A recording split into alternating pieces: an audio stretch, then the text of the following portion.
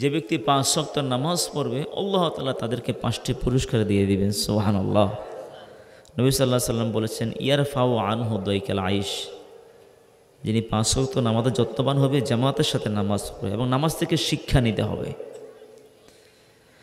নামাজে আমরা যে তেলাওয়াতগুলো করি, প্রত্যেকটা তেলাওয়াতের অর্থ আছে না, ওই অর্থ মতো চলতে হবে। গোটা কোরআনটাই নামাজের মধ্যে শিক্ষা।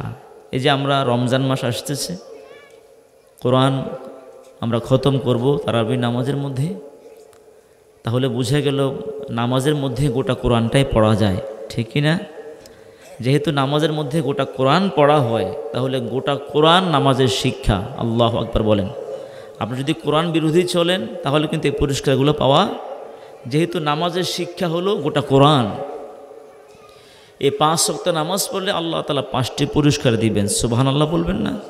প্রথম হচ্ছে ইয়ারফাউ আনহু দাইকাল আইশ, যারা 5 ওয়াক্ত নামাজ পড়বে আল্লাহ তাআলা তাদের রিজিকে বরকত দিয়ে দিবেন, রিজিকের সমস্যা দূর করে দিবেন। সুবহানাল্লাহ বলবেন, আলহামদুলিল্লাহ বলেন। তাহলে নামাজের সময় হয়ে গিয়েছে, সব কাজ বন্ধ, শাটার বন্ধ করে মসজিদে চলে আসবেন। দোকান বন্ধ, ক্ষেত খামারের কাজ বন্ধ। তা আপনি কেন ক্ষেত খামারের কাজ করতেছেন, দোকানে কাজ করতেছেন? এই জন্যেই তো, রিজিকের জন্যেই তো।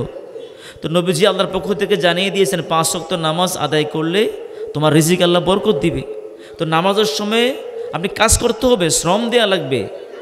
শ্রম ছাড়া আল্লাহ রিজিক দেবে না, শ্রম দিতে হবে। কিন্তু রিজিকে বরকত দেওয়ার মালিক কে?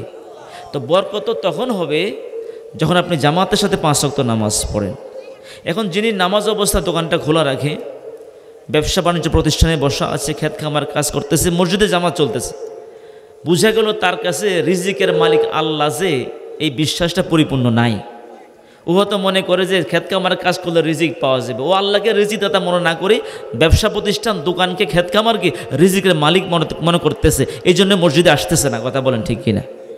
যদি আপনার এই ধারণা থাকে আল্লাহ রিজিকের মালিক, এখন নামাজের সময় গেছে, সব কাজ বন্ধ, আগে নামাজ, আল্লাহ রিজিকে বরকত দিয়ে দিবেন, ঠিক কিনা?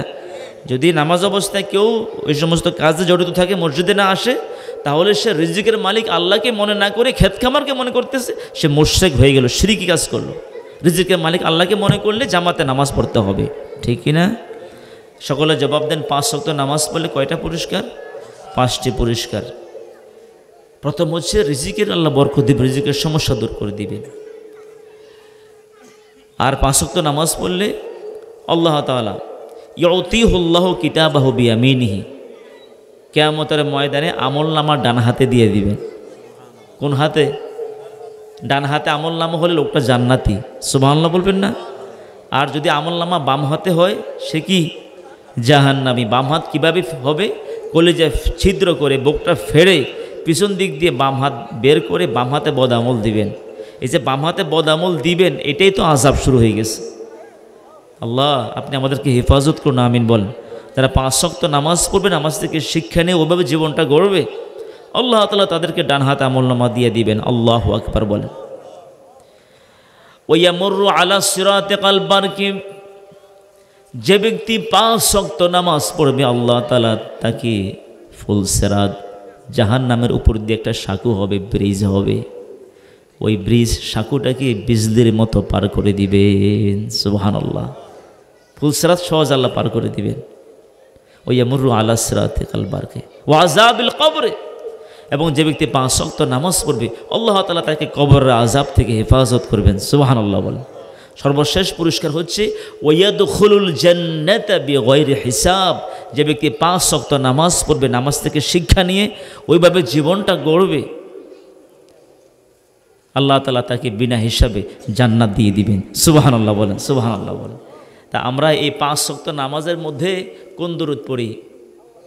দরুদে ইব্রাহিম। সবার কি মুখস্থ আছে? একটু নবীর শানে, নবীর উপরে দরুদ পড়বেন, আপত্তি আছে? তাহলে সকলে পড়েন, আল্লাহুম্মা সাল্লি আলা মুহাম্মাদিন ওয়া আলা আলি মুহাম্মাদ কামা সাল্লাইতা আলা ইব্রাহিমা ওয়া আলা আলি ইব্রাহিম ইন্নাকা হামিদুম মাজিদ। আল্লাহুম্মা বারিক আলা মুহাম্মাদিন ওয়া আলা আলি মুহাম্মাদ কামা বারাকতা আলা ইব্রাহিমা ওয়া আলা আলি ইব্রাহিম ইন্নাকা হামিদুম মাজিদ।